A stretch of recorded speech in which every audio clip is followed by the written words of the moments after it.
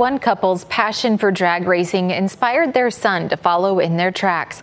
But after a heartbreaking loss, they're on a mission to raise awareness about mental health. In tonight's Eye on Kettleland, Carly Phillips explains how the family is turning their heartache into hope, both on and off the racetrack. Drag racing runs in the Osby family. We've been racing for, quite a few years, me and my wife. So much that it caught the attention of Britt Osby's youngest son, Dylan, when he was just 13 years old. As he grew up, he was at the track with us all the time. And as soon as we could get him into a car, we did. And that was, like I say, that was his passion. At the time, the Osby family lived in Becker, Minnesota.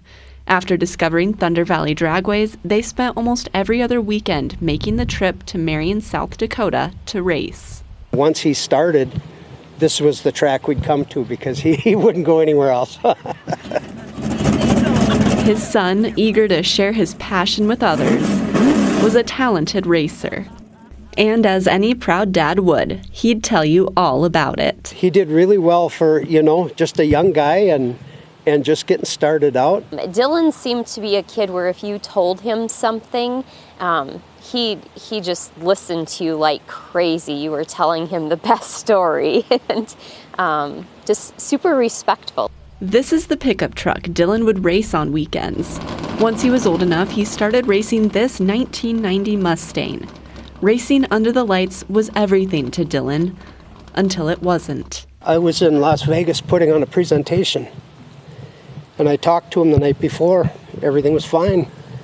And 8 o'clock in the morning, we flew into Minneapolis and drove home, and I found him in my shop.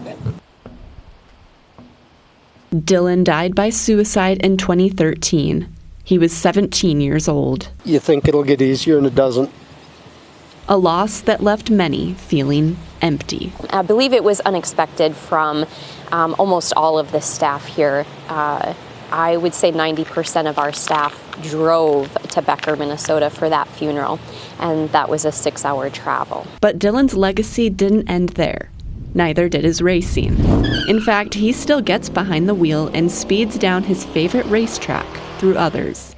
His family donated his truck to Thunder Valley. And that is to be used by any high school or junior street racer that doesn't have a vehicle to race, whether their family can't afford it, theirs breaks down or is unprepared for that race day. That truck is there for them to utilize. And Dylan's Mustang's engine still roars to life. Now that his family lives just miles from the track, his dad makes sure he's along for every ride. That next summer, and so that's going to be my race car as long as I'm here. Dylan's legacy extends beyond just the racetrack. His family started the Dylan's Hope Foundation to offer resources to other kids facing mental health challenges. We decided right away is if someone's having trouble, you can't just wait. They need it right now.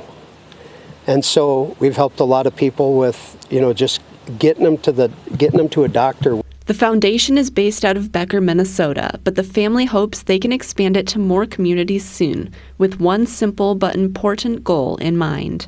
Try to help somebody out. If it helps one person, that's what I'm after. I just want to help somebody. I don't want anyone to go through that.